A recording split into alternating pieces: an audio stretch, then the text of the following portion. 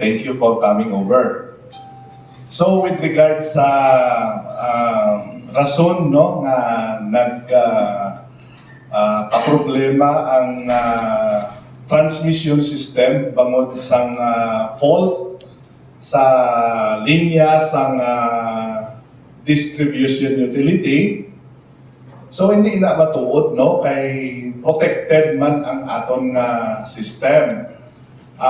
It happened many times before na kung may fault,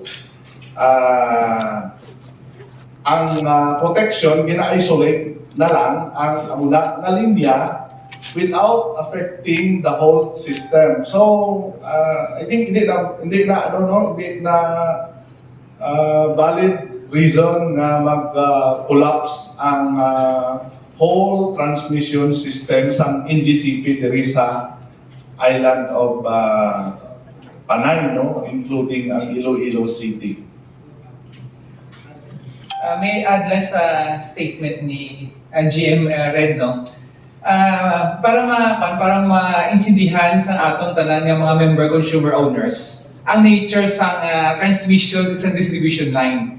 Ang atong power industry, ang entire grid naton, but sa ganon, ang grid siya, this is a network of lines. Sa diin, nag-connect ang tanan ng generation naton facilities diri. Kada from there, ang tanan ng mga distribution utilities, kita sa Ileco 1, 2, and 3, nag-connect man sa grid. Now, two things. Ang hambal nila nga ang nag-cause sa disturbance, ang frequency disturbance abi sa national grid naton, sa Visayas grid abi naton, ang distribution facility sa isang ka-distribution utility. Number one, give us the data. Ano ang basis naton sa NGCP na come up sila sa conclusion nga it is caused by a distribution utility. Ang aton power industry, aton grid, this is a one-way traffic. Ang power halin sa generation, pakadto sa grid as transmission lines naton, pakadto sa amon. Wala ilagahalin ang power sa distribution utility. Gabaton lang kami sa power sa ila. Now, in case of fault, amon ni ang ginabal natin mga brownouts. Pwede siya mabalik ni sa ang current natin sa neutral, pabalik sa atong substation. Sa substation natin, may ginatawag kitang mga protection. May mga facilities diri, ka-ensure na mag-trip siya to ensure sa safety sa aton distribution line. Para mas sa safety sa kanisa to prevent undue damage or danger to life and property. Ang purpose. So may may breaker na kita, may recloser kita. Kung yung kaso nga may problema ang atong distribution line, may fault na tawag na siya, automatic mag-trip ang atong na substation. So ma-burn out. Karoon na atong pamangkot. Kung ang fault halin sa distribution system ang nag-cause ng disturbance sa grid, ano ang butsing ganun sa NGCP? Gin-bypass sang fault ang protection sang substation naton? After gin-bypass niya ang protection sa substation sang distribution utility, gin-bypass niya pagid ang protection sang substation mismo sa NGCP? Gusto ko lang ipatag sa inyo. Halin sa grid, may substation ang NGCP nga nag-reduce as sa voltahe. Pakadto naman sa subtrans naton, pakadto sa aton nga distribution, sa substation naton sa aton nga distribution utility. So duha ka substation na involved. Kung ang fault halin sa distribution system sa isa ka DIO, ano ba siya ganun? Gin-bypass siya ang protection sang amon ng substation? Gin-bypass sa pagin ang protection sang substation mismo sa NGCP? That's why without the data ginhambal nila, ginhatag na sa aton, I find this very amusing. Because I cannot find anything logical nga ang isa ka distribution utility, ang isa ka distribution system could affect sang frequency sang bilog ng Visayas grid. Kaya sang Friday dito, hindi lang yan Panay Island ang naapektuhan. Bilog at mga Visayas grid. Kung isa lang ka-distribution utility, ang ginhalinan, how could it affect sang bilog ng Visayas grid? Sa pamangkot niya, ano ang reliability sa National Grid Corporation sa ilang system? Ang simple nga distribution utility, kaya niya gali ipa-shutdown ang bilog nga Visayas grid. involving several provinces, several cities, and several DUs for that matter. Ang wala lang ang hindi ko maintindihan. That's why I asked sa NGCP, give us the data. Para at least kung in kaso gitman niya, tuod ang inyong ginahambal niya, scientifically established na, then kami nga mga distribution utilities would audit sa among nga facilities. Well, review anong panbasi matuod din abi review nato to avoid the same occurrence again in the future. But until now, wala sang data nga ginatod sa aton. Ang mere allegations, ano ang basis nato na nakakam up ang NGCP sini. That's why kami ang power industry, gusto ko lang in closing. Ang power industry is very integrated nga kung siya ang industry. But siya noon, one part will definitely affects the other. Amo na siya. So that's why we have all the right to know kung ano ang basis ng NGCP na nagambal sila na ang isang distribution utility ang nag-cause ng disturbance sa bilog na grid. Para mabalaan man namon, so that we could help. Buruligan natin kung yung kaso. That is the proactive way nga naton nga approach in solving the problem. And may I just add lastly, even a high school student knows how to find solution to scientific problems, hindi nila? And pointing fingers is the most unscientific approach in solving scientific problems. Electricity, energy, this is science. So ano naman dapat mo? Number one statement of the problem. Ano gid ba ang problema? Hasta subong wala kaming kabalo, kita tanan wala kita kabalo. The public has the right to know ano gid ang cause ng problema. So that is the first thing, that is the first step sa scientific approach sa solving problem, hindi ba? Second, after finding isang problem, after reviewing the data, ano nga himuon naton?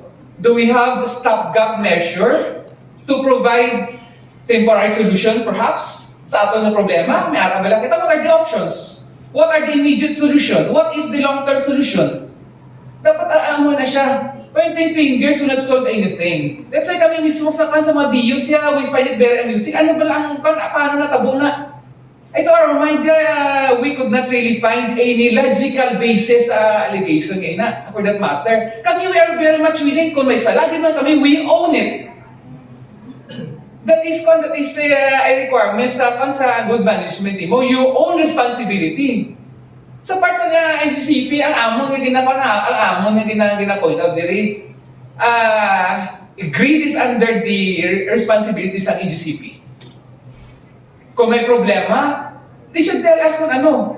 Hindi kita mag-point fingers, we should own kung ano man ang incumbent sa aton. Sa among sa DU, kung may problema, magigman sa among system based on data, we will own it. And by then, we could find solution kung ano gid man ang problema. Kung incumbent sa amon ina ang problema, they will own it. Hindi namon hindi namon inigar, and by then, we'll find means ay solusyonan. But kung i-deny nato ang existence mismo sa problema, ang ara mismo sa ila, how could we find solution diri? Right now, we do not know whether we are connected to the main grid or not. Why? Ang power supply sa Panay Island until now is very limited. We have no information whatsoever how much power is being supplied sa Panay Island via the grid. Ang Panay is connected sa main grid via a single connection sa submarine cable connecting the islands of Panay and Negros. Right now, ano ang sitwasyon gid bala sa Visayas grid? Kaya mag-trip off ang mag-shutdown ang generation plant sa Panay, it will not justify the shutting down of the entire grid sa Panay mismo. Isa lang pila lang sila kabilog na distribution generation facilities na siya. Ang sa grid na Panay generation facilities na connected. Hindi mo singa na mag-shutdown ang isa, ma-shutdown ang bilog na Panay? No. That is not how it works. Parang power halos sa generation na facility, sige, connected na sa grid. Mag-shutdown ang isa, direct gapon, whatever nga remainder sa power, gapon na siya. That's why may ginatawag ka yellow alert, may ginatawag ka red alert. Nagsubok wala man sa na-declare nga yellow alert or red alert. Mga bakit ang yellow alert, doon siya nun, ang supply sa kuryente nato, na matamat na ginaubos ang reserve. So, bisa na may warning na gapan nag-drop ang supply sa power sa grid. But hindi na po sa inyo niya kulang ang power. Pag tinatawag kita nga red alert, bisa na may danger nga basi kulangon at any given moment in time sa adlaw na mag-increase ang demand basi magkulang ang power. Ang red alert nga tawag. But until now naman sa declare nga red alert or yellow alert sa Visayas grid. And how come wala kita sa power diri sa Panay? These things could be answered only by our transmission provider naton sa aton nga concessionaire sa NGCP. Wala kami na we are not blaming NGCP for that matter. Kung may problema, dapat din share nila sa aton ang information. Hindi na magbaso sa aton. Kaya we have been very, very vocal sa ilang na communicate kami. Ano ang problema? Subong kami tayo tatlo, kami sila sa tinulugan. Why? Sa amon na part sa Electro 3, for example, last night since wala sa communication ng substation dito sa amon sa NGCP sa Concepcion, every 5 minutes ginatawagan namon sila. Anong rason na sa communication? Kaya wala sila kung sa load. That's the truth. But be that as it may, dapat, the public is right to know kung anong sitwasyon, para mabala natin kung anong pwede natin mobra. You know, lastly, i-point out ko lang, nga amugin ako sinika-passionate. Power security is a matter of national security that is expressly declared by law. And national security as it is, ang public has the right to know. This is a matter of public interest. Hindi nga habang private company ka, pwede mamatago-tago ang information sa imo. No. This is a matter of national security. Every citizen of this country has the right to know.